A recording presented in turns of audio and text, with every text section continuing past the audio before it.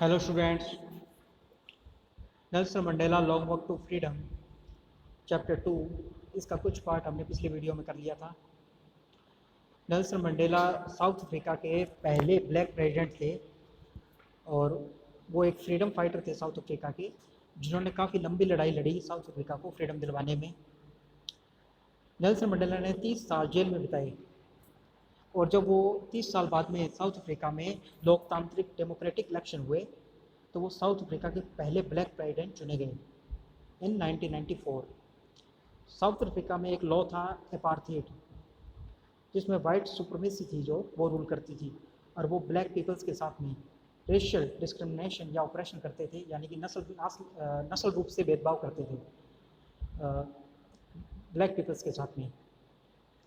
तो Nelson Mandela ने काफ़ी लंबी लड़ाई लड़ी, तो ये उसके बाद में वो 1994 में जब चुनाव हुए तो पहले ब्लैक प्रेसिडेंट उन्हें चुना गया।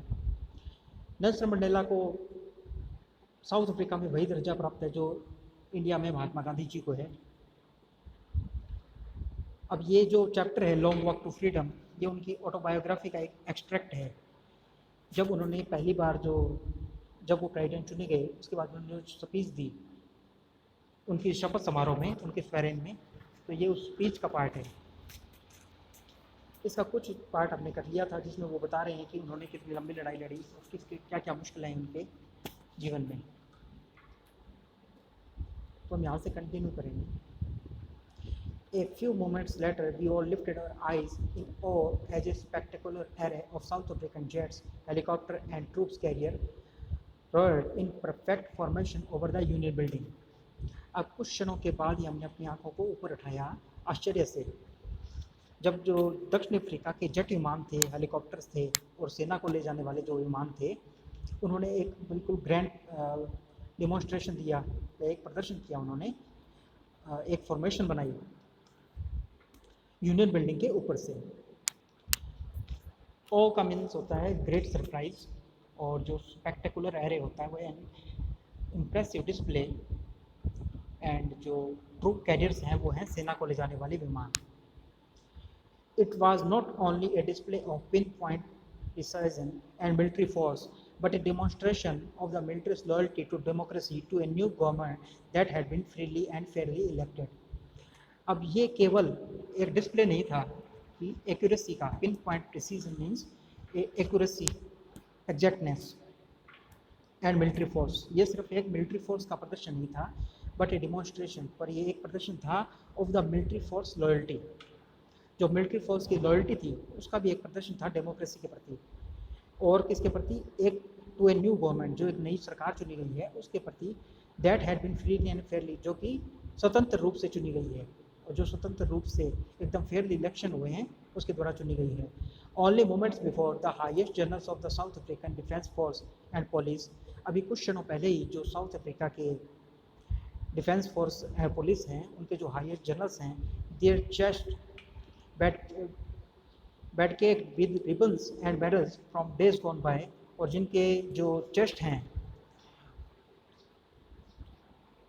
कुछ क्षणों पहले उन्होंने, जिनके फीतों और पदकों से सजी हुई है जिनकी चेस्ट, ने मुझे सलामी दी तथा जो अपनी वफादारी है उसकी शपथ ली। Saluted me and please their loyalty, उन्होंने मुझे सैल्यूट किया और अपनी वफादारी की शपथ ली। I was not unmindful of the fact that not so many years before they would not have saluted but arrested me. अब ये बात मैं भूला नहीं हूँ कि अभी कुछ ही सालों पहले उन्होंने मुझे सैल्यूट नहीं किया था पर उन्होंने मुझे अरेस्ट किया था। Finally, the chevron of Impala jets left a smoke trail of black, red, green, blue and gold of the new South African flag.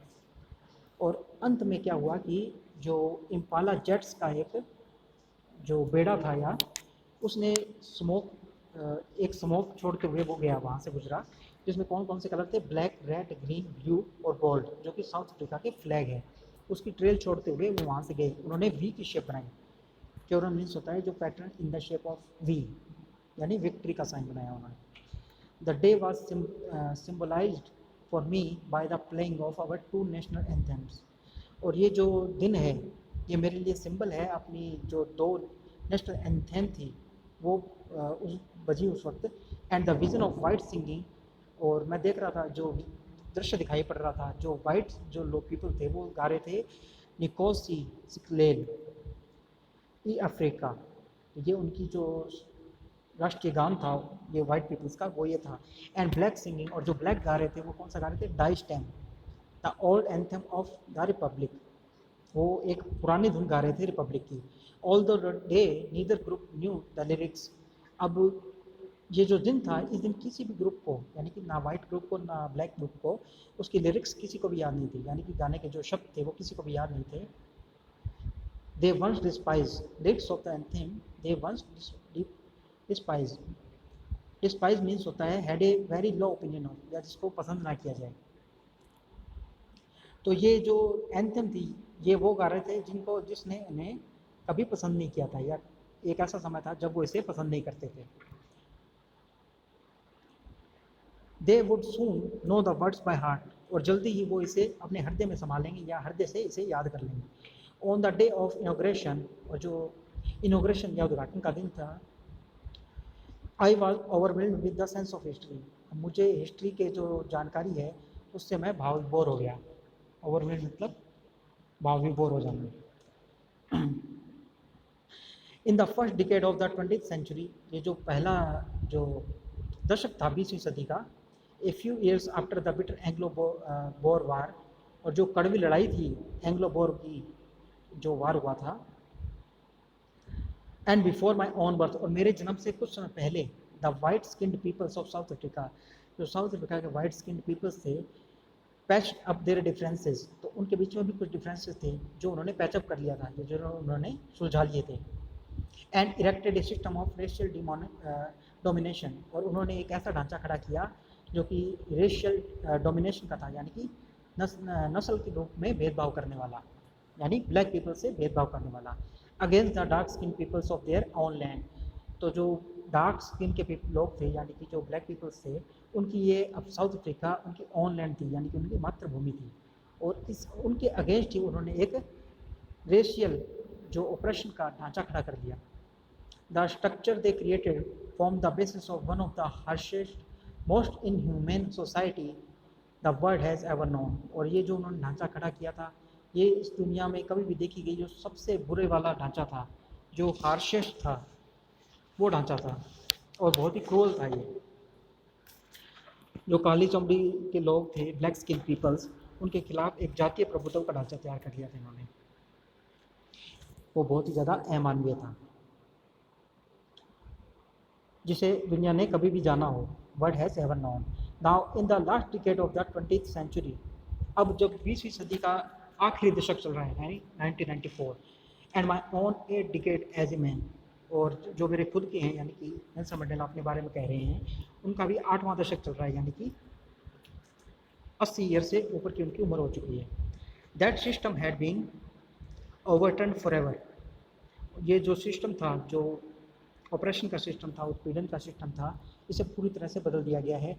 And replaced by one that recognize the right and freedom, और किस चीज़ से बदल दिया गया है, एक ऐसे ढांचे से या ऐसे सिस्टम से जो कि राइट भी जानता है फ्रीडम भी जानता है सब लोगों के, regardless of the colour of the skin, उनकी जो स्किन का कलर है उसको नकारते हुए, यानी कि स्किन के कलर के आधार पर अब कोई भेदभाव नहीं होता।